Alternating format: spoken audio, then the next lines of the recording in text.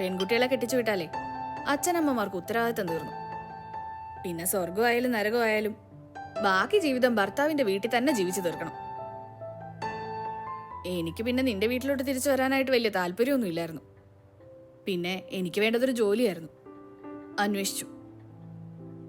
ഒരു കൂട്ടുകാരി വഴി ആദ്യം ഒരു ജോലി കിട്ടി. അത് തീരെ പറ്റാണ്ട് വന്നപ്പോ വിട്ടു.